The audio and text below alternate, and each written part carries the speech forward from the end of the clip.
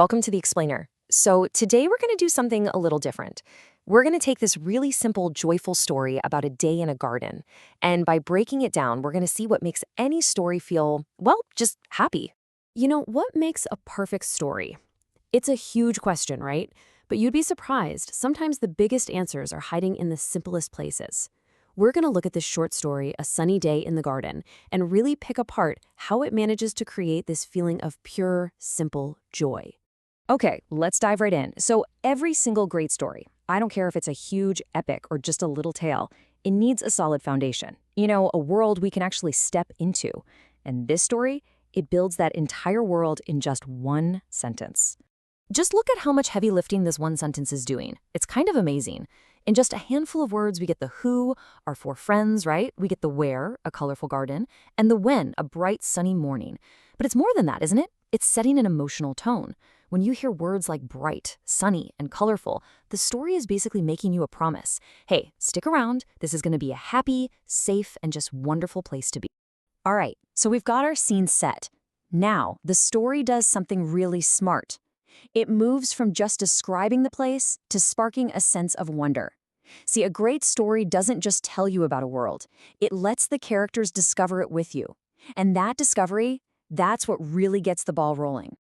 And it all kicks off with this simple shout. Ali spots something, and his excitement just spills out.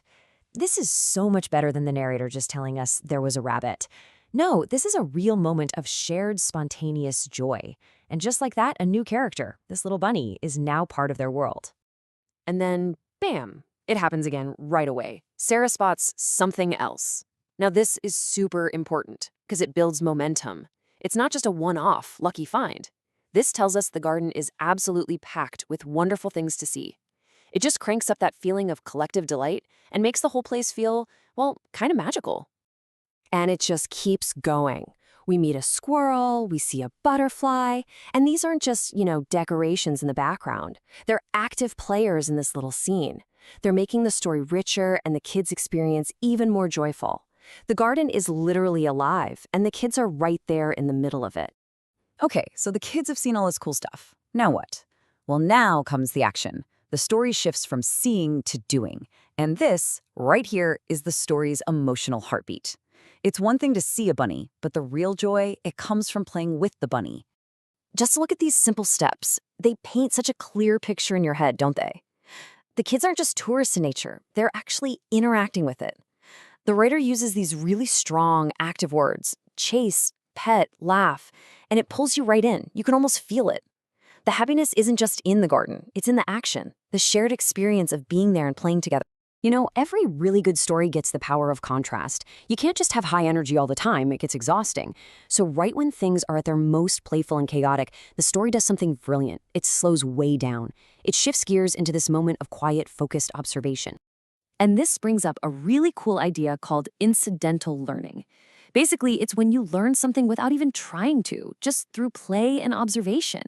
So the kids find these tadpoles in a puddle. There's no teacher around, no lesson plan. They're about to learn something totally new about the world, just because they were curious enough to stop and look. And this line from Omar, it's just perfect. It shows that shift in mood so well. His quiet whisper, let's make sure we don't scare them, is a complete 180 from Ali's excited look earlier. This one little line shows they've moved from pure excitement to this gentle curiosity and even empathy. It adds this whole other layer of depth to the characters. All right, let's talk about the ending. How does the story wrap all this up? A good ending needs to give you that feeling of closure, but also leave you with something warm. And this story, it totally nails both. So, after all the running around is done, the characters get a chance to just reflect. And Sora's line, "Today was the best day ever," that's not just a happy little comment.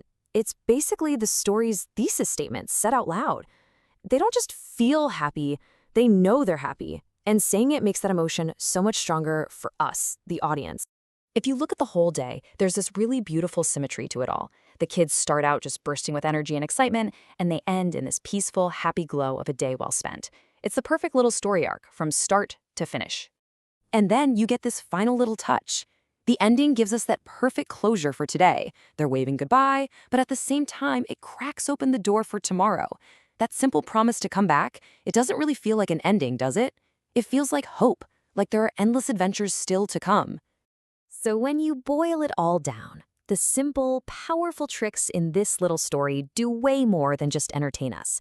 They're a beautiful reminder that joy and wonder and these quiet little moments of discovery, they're all around us, all the time. They're just waiting for us to notice. Which really only leaves one question, right? What small adventures are you going to find tomorrow?